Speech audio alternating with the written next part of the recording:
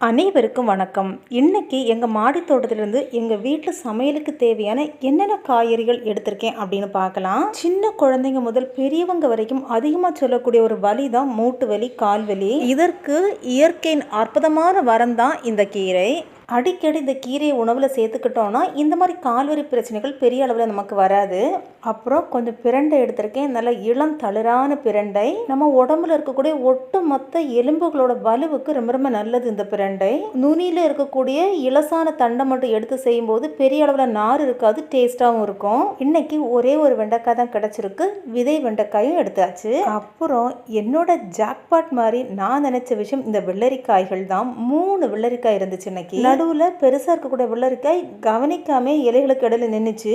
என்னடா இன்னைக்கு எல்லோ கலரில் இருக்கே அப்படின்னு பார்க்கும்போது தான் வெள்ளரிக்காய் பழுத்து இருந்துச்சு. அப்புறம் கொஞ்சம் வெள்ளை பாகற்காயும் நாட்டு பாகற்காயும் மிதி பாகலும் நிறையவே